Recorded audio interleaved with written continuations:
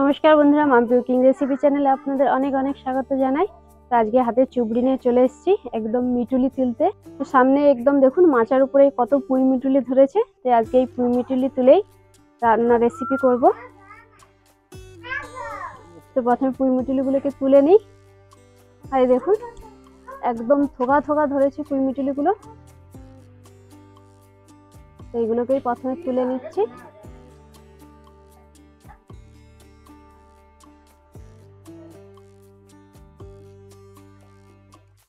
এইগুলোকেই দেখো সামনের দিকে এখনো ফুল আছে, তবে এই মিটুলি গুলোকেই তুলতে হবে।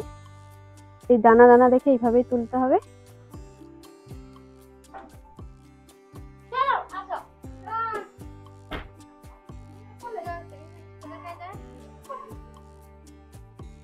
একদম গাছ ভর্তি পুঁই মিটুলি।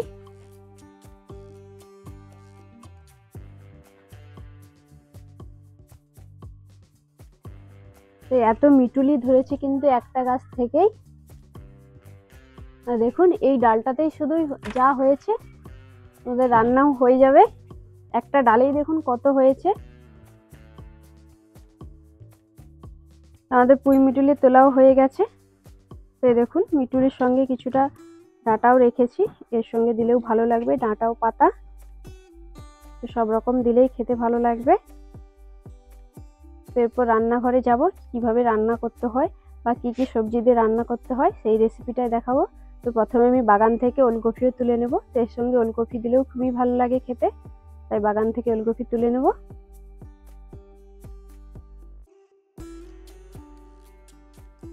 আমি ওলকপি তুলতে চলে এসেছি। তো ছোটোখাটো জায়গা নিয়েই লাগানো হয়েছে।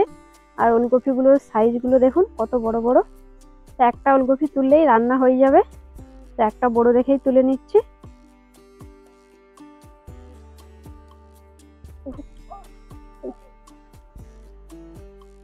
এই দেখুন ওলকপিটা কত বড়, এই একটাই তুলে নেব।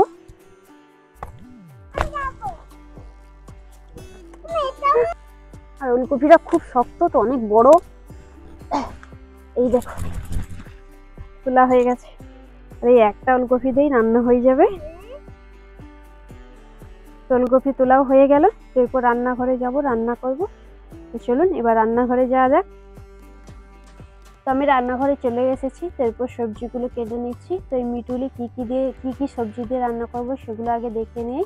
এখানে নিয়েছি ওলকপি, নিয়েছি সিম, বেগুন ও আলু। এই সবজিগুলো দিয়েই রান্না করব। এই সবজিগুলো দিয়েই রান্না করলে খুবই খেতে ভালো লাগে। তো পুঁই মিটুলিগুলো একদম নরম নরম দেখেই তুলেছি। সঙ্গে দু একটা ডাঁটাও নিয়েছি। এই নরম নরম পাতা একটু ডাঁটা দিলেও ভালো লাগবে খেতে। দেখুন তো একবারে সবগুলোই নরম। তো একটু পাকল হয়ে গেলে খেতে একটু কেমন লাগবে, তাই নরম নরম দেখেই তুলেছি। তো সঙ্গে বড়ি দিলেও খেতে খুবই ভালো লাগে। তো আমাদের বাড়িতে বড়ি দেওয়া হয়ে গেছে বিউলির ডালে, তাই আজকে রান্নাতে বড়িও দেবো, খেতে খুবই ভালো লাগবে। তো প্রথমে আমি এই মিটুলিগুলোকে ছোট ছোট করে কেটে নেব।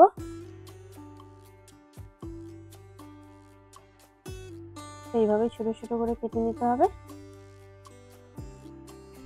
দেখুন এরকম ছোট ছোট ভাবে কেটেছি। মিটুলিগুলো কাটা হয়ে গেছে। এরপর ভালোভাবে ধুয়ে থালায় তুলে দিচ্ছে।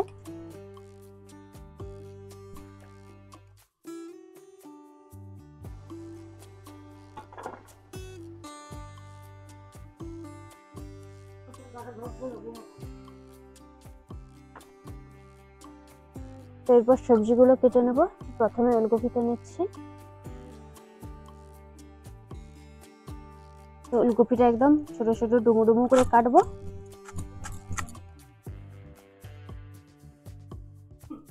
আর এই দেখুন এত বড় ওলকপি, কিন্তু ভেতর থেকে একবারেই নরম।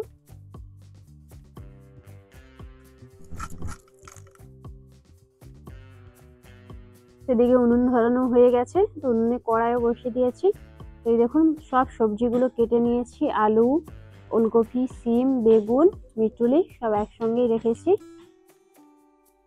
তো সব সবজিগুলো আগে প্রথমে ভেজে নেব। তো প্রথমে এখানে আমি দেখিয়ে দিই কি কি মশলা নিয়েছি। এখানে নিয়েছি লবণ, লঙ্কা গুঁড়ো, হলুদ গুঁড়ো, সরষের তেল নিয়েছি, এখানে 5 ফোড়ন শুকনো লঙ্কা নিয়েছি, আর এখানে কিছুটা সর্ষে ও পোস্ত নিয়েছি।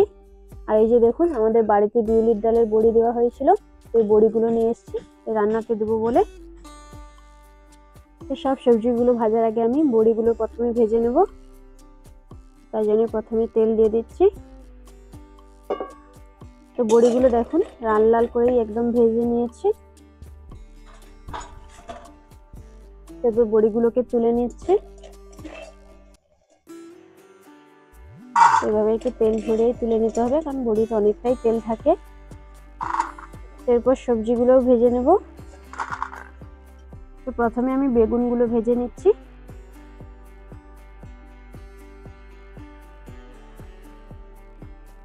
কিছুটা লবণ,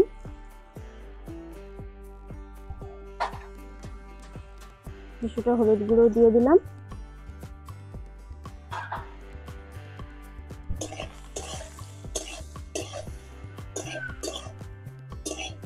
তো বেগুন ভাজা হয়ে গেছে, তারপর আলু, ওলকপি ও শিম একসঙ্গে ভেজে নিচ্ছি।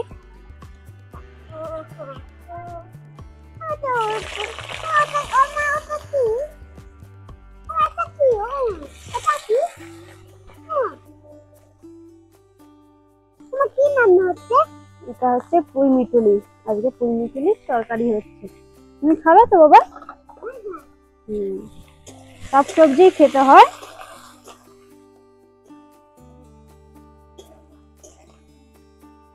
তো এইদিকে আলু ওলকপিটা ভাজা হচ্ছে, এইদিকে আমি মশলাটা করে নিচ্ছি। সর্ষে পোস্তর যে মশলাটা সেটাই বেটে নিচ্ছি।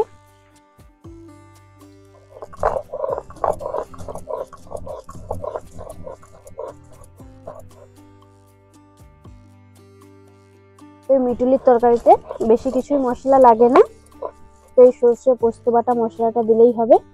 একদম গায়ে গায়ে মাখো মাখো হবে তরকারিটা, আর খেতে খুবই ভালো লাগবে।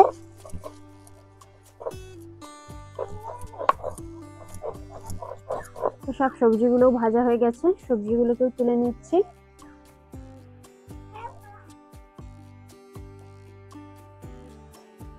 এরপর আমি কড়াইতে 5 ফোড়ন ও শুকনো লঙ্কা দিয়ে দিচ্ছি।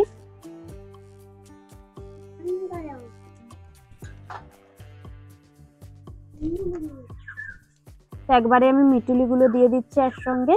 তো মিটুলিগুলো অনেকক্ষণ ধরেই নাড়তে হবে।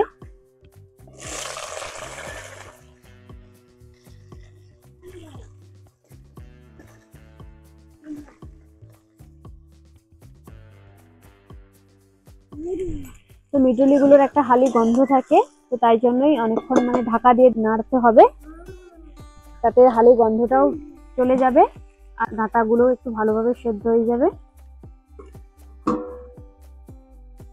মিটুলিটা দেখুন নাড়তে নাড়তে একদম মিটুলির কাঁচা গন্ধও চলে গেছে ও মিটুলির কালারটাও চেঞ্জ হয়ে গেছে।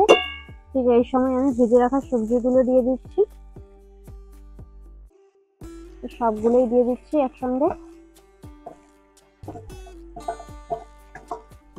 এরপর সবজিগুলোকে ভালোভাবে মিশিয়ে নিতে হবে। এরপর আমি একে একে সব মশলাগুলো দিয়ে দিচ্ছি।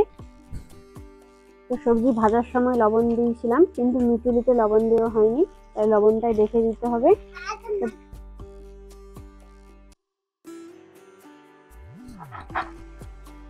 এরপর দিচ্ছি হলুদ গুঁড়ো, লঙ্কা গুঁড়ো,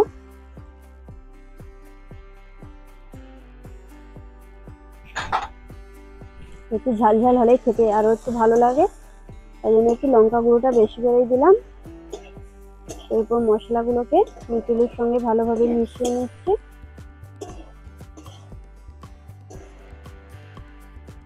তো লঙ্কা হলুদ গুঁড়োর সঙ্গে মিটুলিটাকে ভালোভাবে একটু কষিয়ে নিয়েছি। এরপর আমি সরষে পোস্ত বেটে রেখেছিলাম, সেটা একটু জলের সঙ্গে গুলিয়ে নিয়েছি, সেটাই দিয়ে দিচ্ছি।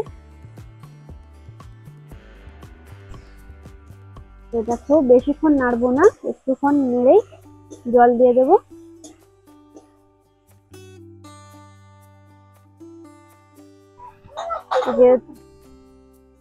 তো আগে থেকে যেহেতু সবজিগুলো ভাজা ছিল, তাই মোটামুটি সিদ্ধ হয়ে আছে।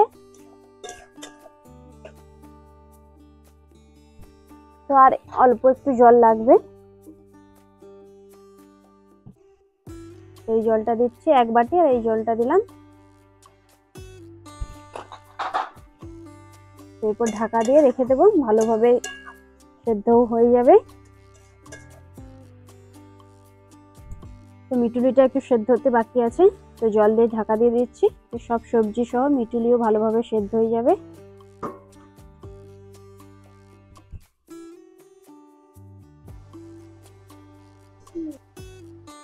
এই দেখুন আমাদের তরকারিটা প্রায় হয়ে এসেছে, আর অল্প একটু ঝোল আছে। তো এই সময় বড়িটা দিয়ে দিতে হবে। তো বড়িটা এখানে আমি ভেঙে দিয়েছি, গোটা দিলাম না, ভেঙে দিলেই ভালো লাগবে।